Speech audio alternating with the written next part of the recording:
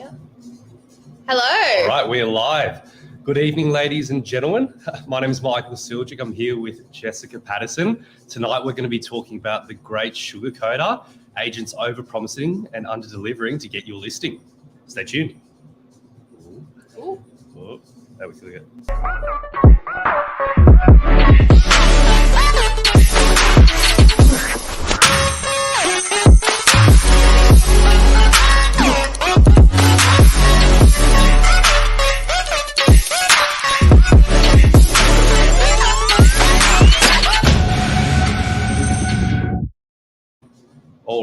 All right. So we have an interesting topic tonight, especially something that I think is going to be very relevant to a lot of vendors on the market at the moment. Yeah. A lot of people that are thinking of selling or already on the market, in terms of so much has changed on the real estate landscape over the past few months as the markets continue to change. And I think this sort of topic today is just more and more relevant, especially as we move into a tougher market. Last year, literally before November, when the market was hot during the year, any agent could put a property on the market, literally clip tickets at the door, put it to auction, and then sell for a record price. Yep. And in those environments where you don't have to be a great agent, you just need a portal that you can access people. Yeah. Sometimes some habits sort of develop that when you're in a tougher market, they're not going to work, and you're not going to get the same results that you were getting before. So today we wanted to talk about kind of the things to look out for as a prospective vendor or current vendor, and what you can look for in an agent that will get you results, regardless of the condition of the market. Yeah. So a big thing, well, the one we'll start off with is pricing a property. So at the moment, a lot of agents, when they're coming to price a property, to give you an idea, what we use as agents, we're pricing it up, is comparable sales. And obviously, we try to use sales from as recent as possible in the market. But in saying that, we're working with past data. And the issue with that is, in an upturning market, obviously the property may sell for more than what the recent comparable sales are. Yep. But in a downturning market, the properties we're referencing that maybe sold last month, the month before that, potentially your property could be even less as well. So you just want to make sure that when an agent's coming in and pricing up your property, first of all, have they got the most recent comparable sales? Because a lot of times you may find that if they're bringing out sales maybe from January, February this year, it's not really that relevant anymore.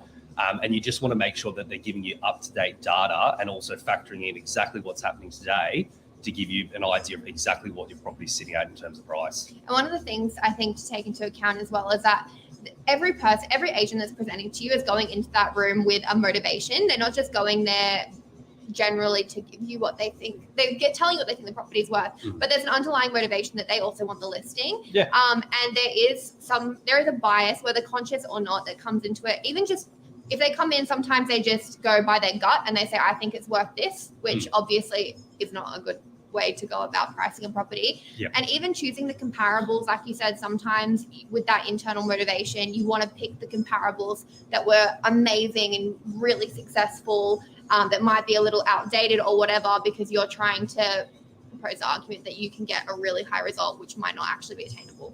And the thing is, you don't want, we're not saying you want the agent that comes in being negative, but you want the agent that is optimistic in terms of the result that they can deliver, but realistic in terms of the price that the data suggests. Yeah. So like Jess said there, you want properties that are actually relevant to yours there, and literally just look at the common sense of it. Does the rationale make sense? Because a lot of the times you'll find that with agents that maybe are overpraising properties, you can see it. You can see the properties that they're comparing to, they may not be that similar to yours as well, versus the agent that comes in actually has the correct data. It does stack up. So it's just interesting to see, because we're coming up against it sometimes as well, where some agents are coming much lower, some agents are coming much higher. And as a vendor, you just want to be aware of that to ensure that you don't get caught short, list with an agent that maybe has overpromised on it, and then obviously underdelivers on the sale price. In saying that, it is a shifting market. For sure. And I think as well, not only do the comparables give you a good indication, but also their current stock. So if you ask generally agents that want to help you out, like if any person came to us and they said, how long has this been on the market? I'm interested, whether it's a Novak property or not. Yeah. They'll usually tell you. Yeah. And if this agent you're thinking of going with and they have 6 or 7 properties that have been sitting there for a month, 6 weeks, however long, they might not be the agent to go with. They might be a little bit overpriced. Yeah, that's true as well. So days on market's another good thing to look at as well. So what you'll find is an agent stays on market now in this market is starting to stretch out more and more. Yeah. Compared to obviously last year, where most things would be selling with an auction campaign, definitely within the first 4 weeks, private treaty potentially the first week or two. We are starting to notice that stretch out more and more, which is okay. That's just a change of the market, but it's more about what is your agent doing during that time to get you sold. Yeah. Because you can't just sit on the market like what we were doing before in terms of an auction campaign. You just clip tickets and then it was selling come auction day. An agent needs to be constantly re-strategizing with you as the vendor, working out week on week, what is the feedback from the buyers? What do we need to do to slightly shift it to get the property sold? Like with that as well, like how often would you talk to your vendors? Every day. Every day. Every single day. Every day for us is normal, but then we talk to sometimes to clients that have come from other agents and they go, oh, I haven't talked to my vendor since the start of the campaign. Oh, I talked like once a fortnight. No, that shouldn't be happening. It should be a daily discussion so that you can revamp, rework, give updates, freshen up the campaign. 100%, because literally the market's changing week by week at the moment. So what we find is like being in constant communication with your vendors every single day. First of all, you're never, as a vendor, left wondering what's going on.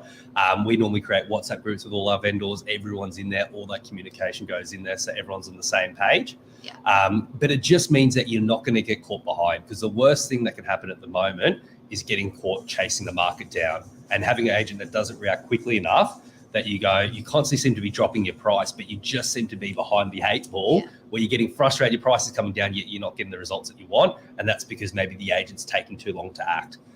And with that too, like the buyers at the moment, they don't have that like urgency that they had in December where they had to jump straight away. So a lot of them are sitting there a bit longer and they can see the stock on the market. They know what's there and they know each time you drop the price. And they're sitting there waiting. So you want to come in with the right price first to avoid that happening and the campaign getting a little bit stale. Yeah, because the thing is, once you hit, like even in a downturning market like this, when you hit the price point nail on the head, there's a lot of competition still there.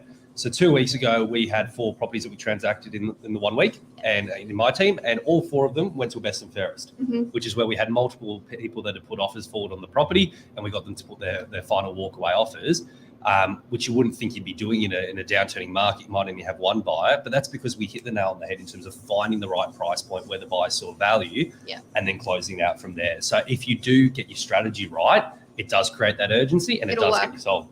Yeah, for sure. So next thing, Marketing. Pardon? Marketing. Yeah. So another thing that you'll talk about with your agent in your listing when they do the appraisal for you is marketing. What do we do?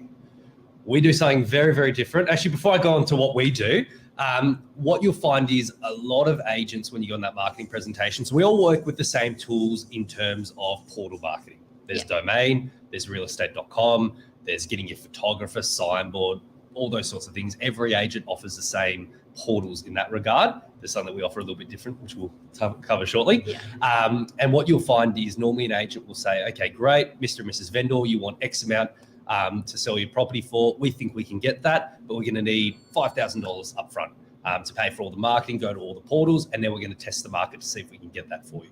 Now, that's third parties that have to be paid for that. So normally that's paid up front by the vendor.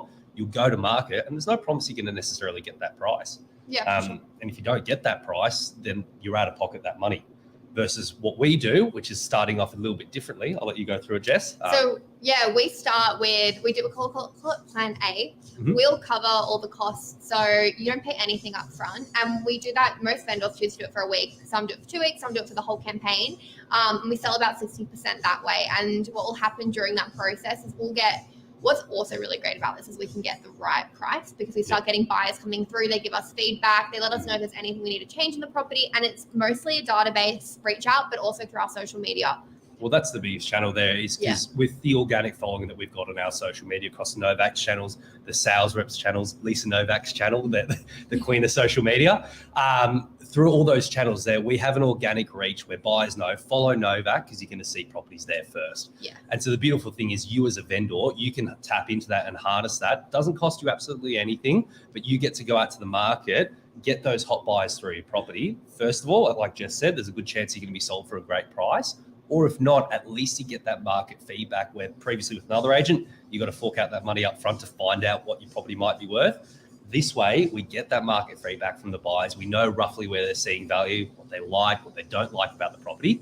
So that way, when we do decide to either A, if we're sold, we know roughly that's where market value is, or B, if we launch to market, we know what we need to guide. And it's also refined overall. Like sometimes as the agent or as the vendor, you might be at this property and not see something that is glaringly obvious to every buyer. Like, for example, I had this property. We did pre-market only. The first 4 buyers that walked in went, oh my gosh, the living room's really small. It wasn't a really small living room. It was a really big lounge. Yeah. And myself, the other agent, and the 2 vendors, we didn't see it because obviously we can see the property for what it is and we're not looking at the lounge and see the impact of that. Correct. But as soon as we had those buyers in, that meant that by the time we went to realestate.com, we removed the lounge and not one person commented saying it was a small living room. But that's crucial. Yeah. And that means that first week, that campaign you would have been showing on realestate.com, you wouldn't have had those buyers walking through being turned off by that. And that's probably the most crucial time you want to absolutely nail the campaign. For sure. For sure. So that's huge. So it's all those little sort of, not tricks, but all those little sort of strategies that you've got to implement in place, as we said at the beginning, in this changing market to help get you sold. You can't be just clipping tickets when people are coming through the door. You need to be constantly thinking outside the box on how to sell these properties. Yeah, definitely. So another thing we're seeing, like I mentioned at the start, at the moment, for agents, it's a lot about getting the listings, and vendors have more choice because there's less new stock coming on. So agents are working a little bit harder in that list at that appraisal. Yeah. One of the things that is a big point of difference is the commission. So we are seeing a broader range of commission that's being offered to vendors. What would happen if you choose the agent with the lowest commission? It's like anything in life. You pay for what you get. Yeah. If you're going to go for the cheapest agent, just like anything else, if you're walking into a store and you're buying a power drill and there's one for $20, which I don't know if they exist or not, there's one for $100, there's one for $200. If you buy the cheapest one, chances are you're not going to get the result that you're wanting. And it's the same when you're choosing an agent as well. What you'll find is most agents will be roughly, actually, to be honest with you, pretty similar-ish in commission, within 0.1%, 0.2% difference of each other, which in the overall scheme of things is not the make or break, I think, for a vendor or what they should be looking at. They should be more looking for which is the agent that's going to get me the best result, who has the best strategy, because the agent that's just offering the cheapest commission in this market, it generally means they don't have the strategies that they need to get you sold. So what do they have to offer? Just a cheaper fee. The only problem with that is if they're chopping 0.1, 2, 3, 4, 5% off their fee, that's a couple of $1,000s off the fee, but that could cost you tens of thousands of dollars in your sale price. Yeah, it's not worth it. And I think as well, one of the things, so the agent that comes to you with the highest commission, one of the things to keep in mind is that that commission is negotiable. And you having that negotiation with the agent on their commission generally shows as well their capacity to negotiate and how well they're going to be negotiating with your buyers. I think it's a good indication. So if they come in and they're like, I want a 2% commission, and you go, no. How they handle that situation gives you a window to what gives you a bit of insight. Yeah, correct. The agent that just drops the pants on commission straight away, you go, well, what are they going to do with the buyer that says, no, I'm not going to pay more? Yeah, exactly. That's a very good point. And it's the same with what we were talking about with how often we speak to vendors. So if I'm calling my vendor every single day, odds are I'm going to be calling my buyers every single day. So if you're not hearing from your agent, that means your buyers aren't hearing from your agent as well. So I think these are help, even with the appraisal. Yeah. Calling the next day call back. If they don't call you back the next day, they're not going to call their buyers back the next day after it opened. This is true. And a lot of people go, oh, the agent doesn't want to. So the agent thinks, oh, the buyers don't want to hear from me or the vendors don't want to hear from me. This is our job. Yeah. Our job is to be following people up, to be listing and selling property. If we're not doing that, then we're not doing our job. So when we call someone back, if they don't want to talk to us, that's fine. We'll scratch them off the list. It's done. Yeah. But the difference is for those buyers that do want to hear from us, they're expecting that call. And with a lot of times, for example, like when we're selling our properties, we'll be following up our buyers on a Saturday afternoon after open homes. A lot of agents will leave that to Monday. The amount of properties that we transact on a Saturday evening, putting it off into a cooling off period, I'd say probably close to about half my transactions that we do is done on that Saturday evening. And what does that mean? It means the agent that's calling that buyer back on the Monday going, oh, what did you think of my property? Oh, we're already under contract with another agent. It's that sort of hustle mentality, but also just really, I guess, just putting in over and above for your clients there as well. Because like I said, the people that don't want to hear from us on a Saturday afternoon, they just won't take the call. And that's fine. We leave a voicemail. If they want to call us back, they can. If they don't. I had one a few weeks ago on a Saturday night. I was at the pub and I got the call at 11:30 on a Saturday night, and we exchanged from the pub at 11:30 on a Saturday night. That's commitment. Yeah, but like things like that as well. It was because we'd done those buyer calls, and we even had a chat on Saturday this week.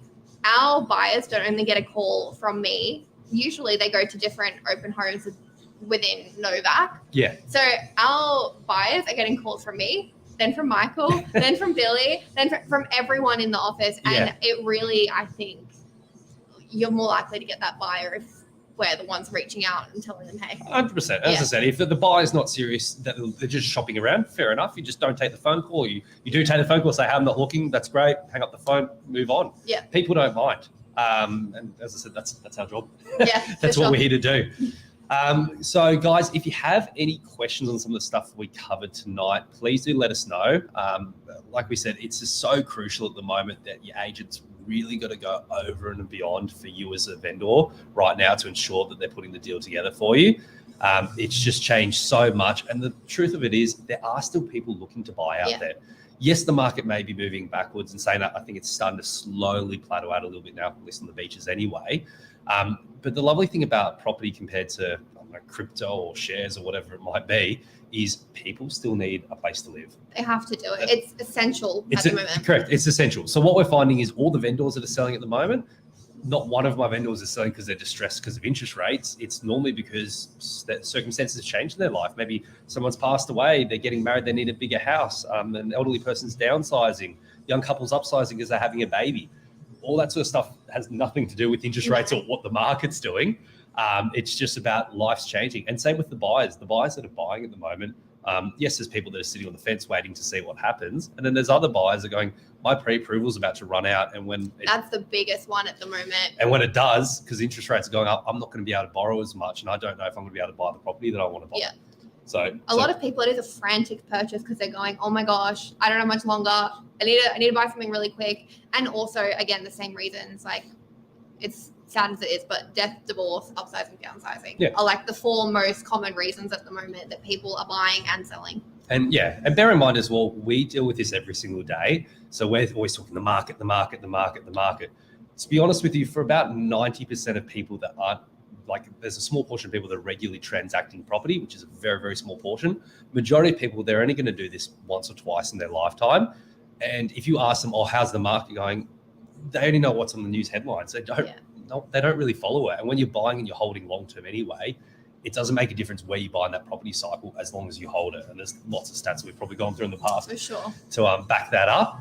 But yeah, so look, guys, to top it off from what we're going through today, you just want to make sure that is your agent pricing a property appropriately? Make sure you don't go for the cheapest agent. Have a chat with your agent on marketing in terms of what they do offer there, what strategies they've got to get you sold, because it is so crucial. For sure. I think it was a good chat. Yeah. Yeah. Awesome. Thanks, guys. Have a good evening. Good night. Cheers.